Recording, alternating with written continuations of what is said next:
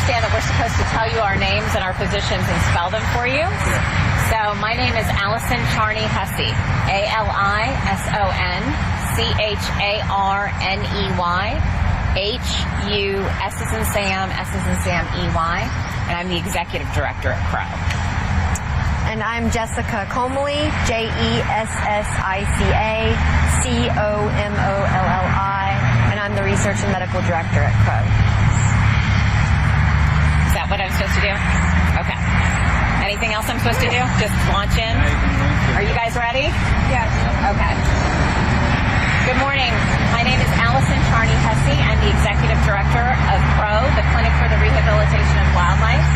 I'm joined today by Dr. Jessica Comolli, who is Crow's Research and Medical Director overseeing the hospital.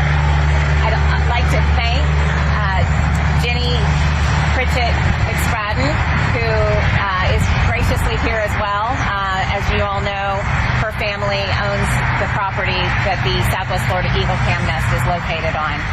Thank you all for being here. I know it was short notice to be here, and we have some important information to relay to you all about this nest, the events. For those of you that don't know, Crow is a wildlife hospital. We are a teaching hospital and a visitor education center dedicated to saving wildlife through state-of-the-art medicine, through conservation efforts, through education and collaboration. We are located on Sanibel Island, and for over the past 55 years, we have been treating Southwest Florida's native and migratory wildlife. We started as a very small group of dedicated volunteers, and we have grown over those 55 years to now have 20-plus dedicated professionals working in our hospital and our education center. We treat almost 5,000 patients a year. So this past year we treated almost 5,000 patients. And we rely heavily on our volunteer population, our volunteer corps of over 200-plus volunteers who help us with rescue, training, and care of the wildlife that we see. As longtime partners with the Pritchett family, as observers of this nest, and as sometimes caregivers of its inhabitants, many of you will remember Ozzy, E8. Just 4 years ago this week, we were taking care of E17 and E18. And then, of course, this week's tragic events where we lost E24 and E25. We share with the public the grief over those eaglets, and we wanted to make sure that everyone knew and knows that we are dedicated to treating this wildlife and sharing with you all what happened and what to expect going forward. It's deeply sad and emotional, and we do recognize that we share in that. Our Crow team was deeply affected by the loss of these eaglets. I want to share a little bit of the timeline of this past week to clarify some misinformation that the public has been sharing on social media, just to make sure that everyone knows where we have been and what we've been doing regarding this nest over the past week. So when we learned that E24 had passed on Monday, January 27th, we confirmed with authorities that removal of the dead eaglet was going to be necessary for the health and safety of the remaining eagles in the nest. Crow was granted permission, state and federal authorization actually, to retrieve E24's body. And I want to point out to you that we did not have authorization to pull E25 from the nest at the time of that retrieval. But our veterinarian on scene completed a visual exam and found E25 bright and alert and with no signs of stress. To minimize the potential effects of human contact, E25 was actively avoiding our veterinarian and moving closer to the edge of the nest. So she quickly returned to the ground to avoid any tragedy with E25 at that time. At this point, Crow notified the public that it had retrieved E24 and that a necropsy would be performed. I want to, again, point out to you that at that time, E25 was not showing any signs of stress, was being actively cared for by the parents and being fed. So there are inherent risks when interfering with wild nests, and those must be considered very carefully anytime intervention is performed at a nest. In the early morning hours of Tuesday, the 28th, we learned that E25 had seized and fallen from the nest overnight, and two Crow team members met with Florida Fish and Wildlife Conservation Commission officer to retrieve E25 before dawn. A veterinarian with one of those team members on hand and prepared to render aid if the eaglet was still alive. Unfortunately, E25 was found to be deceased on scene and was sent off for advanced testing. Some important things to note. While Crow is a dedicated hospital open 365 days a year, 7 days a week, we are not a 24-hour facility. We do not have sufficient staffing to monitor a nest over 30 miles and approximately a 90-minute drive from our Sanibel campus. Therefore, Crow relies on our professional partners, the Eagle Cam watchers, volunteers here on property to assist in situations such as this, and we did have them assisting us in this case to monitor the nest. Unlike human hospitals, we don't have ambulances and EMTs to respond in cases of emergency, and so that's where our trained professionals and trained volunteers come into play. And so on that morning, we responded as soon as we possibly could before dawn. At this time, I'd like to introduce to you as Dr. Jessica Comley. She is a board-certified specialist in zoological medicine and a certified wildlife rehabilitator. She is responsible for overseeing all sick and injured wildlife that come into Crow's care, and she was in charge of running the diagnostics for the 2 eaglets that we recently took into our care this week. So Stay close. Yep. I'll just stay close. Our Crow team, the entire team, mourns the loss of E25 and E24, along with the community and those who've been watching the Eagle Cam for generations. Our purpose and our passion are caring for our native and migratory wildlife, and this loss is heartbreaking for every one of us. We extend our sincerest gratitude to everyone who has reached out with words of support. We're here today as representatives of Crow to share with our community some information regarding some of the testing that has already been run on the 2 eaglets. Late yesterday, we received notification that the 2 eaglets tested positive for HPAI. Per protocol, last night we notified state and federal agencies. HPAI, or highly pathogenic avian influenza, is a virus that causes high mortality in species of susceptible birds, which usually includes poultry, but also many wild birds. The current strain of avian influenza being transmitted is a highly pathogenic form of the H5N1 virus, which has caused devastating losses in the birds it affects. While some birds, like waterfowl, can shed the virus while remaining asymptomatic, other species, such as birds of prey, are highly susceptible and can succumb to the disease rapidly, as we unfortunately witnessed with the eaglets in this nest. HPAI can be spread in the feces and respiratory secretions of infected birds. It can also be carried by contaminated objects. The eaglets in this nest were likely contracted the disease by eating an infected bird. We know that these results are especially worrisome for all of you and are, understandably concerned for the parents. Clinical signs for all of us to watch for would include include weakness, inappetence, difficulty breathing, inability to stand, inability to fly, and any neurological signs such as tremoring and seizures.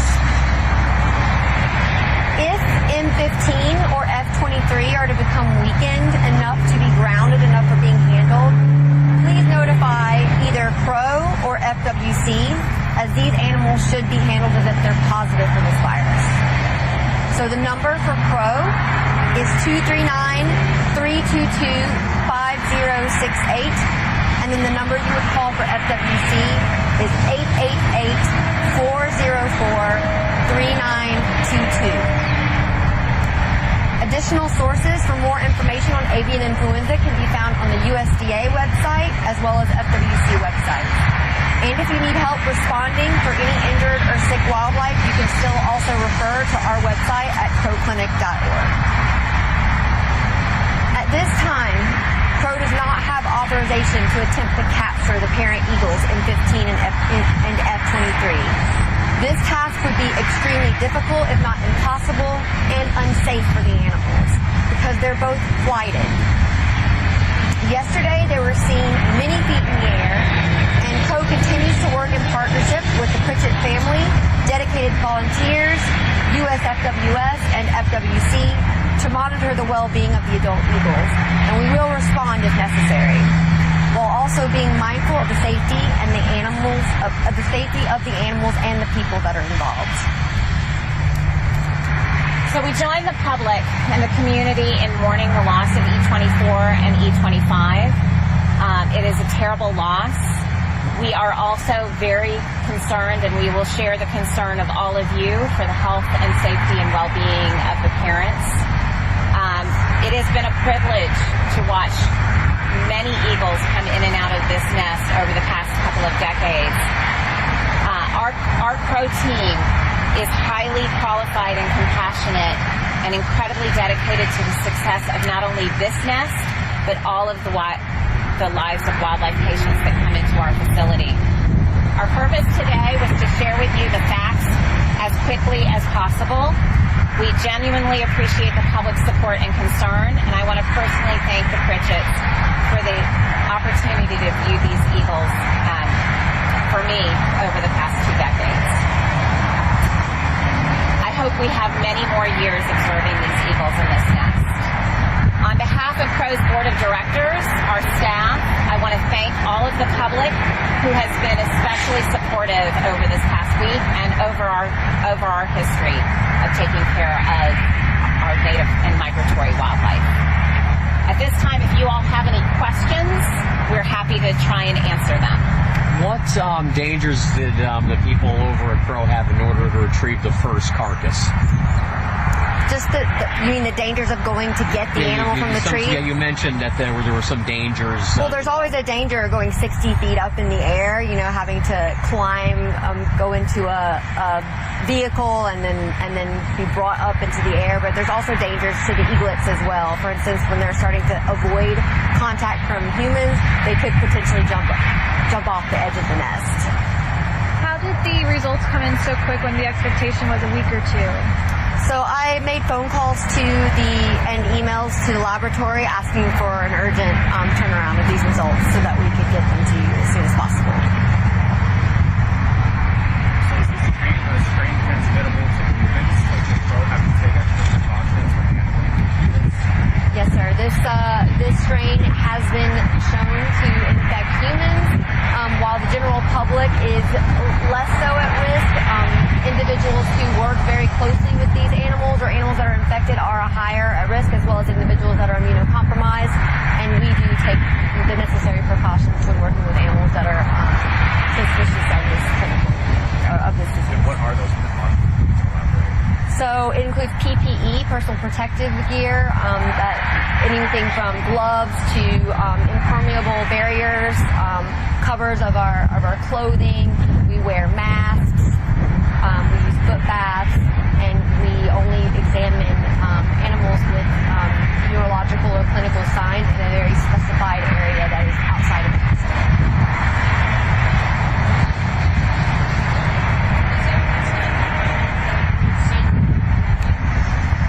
I would take it as a good sign, but we also need to understand that this disease progresses very rapidly in raptors, and some can have no signs and then overnight produce signs, and then it can succumb to the disease. So I would say the next 1 to 2 weeks is a very important time to watch these animals for any signs of deterioration. They could already have some antibodies. There are some studies that show that eagles can carry some antibodies for strains of influenza, and they are, older than these eaglets. They have a more stronger immune system. So we're all going to keep our hopes up, but we need to be prepared for the possibility of us potentially losing these animals as well.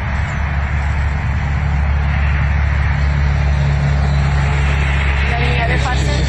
Is this strain of the bird flu, is this more lethal than a typical strain? So the different strains of avian influenza, there are two different. There's low pathogenic and high pathogenic, but there's also many strains. And to go into the details of that would be something you would want to go probably look at the USDA website or FWC as well. But yes, the strain is very contagious and very lethal. How often do you guys come across animals like that? It's not that often right now. I do, for precautionary purposes, test animals that have some of these clinical signs. Of course, some of these clinical signs can also be similar to other conditions that animals might come in for. So I do focus a lot more on the ones that are highly susceptible, such as raptors and waterfowl. We do take precautions and test these animals and keep them in isolation until those tests come back negative before introducing them.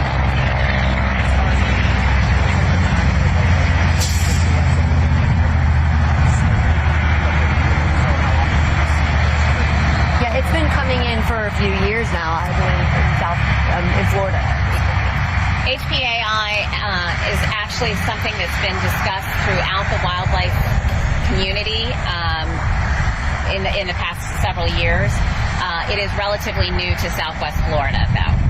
So when was the last time you guys saw an animal with that specific strain? I diagnosed an animal with this strain probably about a month ago. And if there is a chance of survival, would it depend on just how old the bird is or how quick you get to the bird for surviving the strain of it? Like, what would that depend on? Yeah, so that really is going to depend on the animal. There are some reports stating that raptors who develop clinical signs have about a 90 to 100% mortality, so it is a very, very contagious, very pathogenic disease. But it is still, as far as the ones that could potentially survive, it's going to be very animal specific.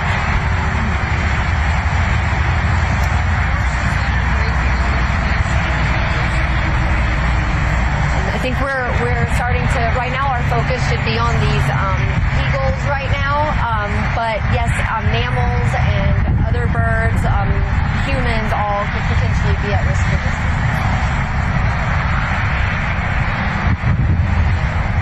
Any other questions? I don't know how to phrase this, but is this similar to the disease that was up in Wisconsin? There was something that was shared on one of the websites. Is there a strain? I honestly can't. I don't think we can answer that question, not knowing what you're talking about in Wisconsin. Okay. Thank you again for everyone coming out so quickly. We know that this is very important to our community. We love this nest. We love these.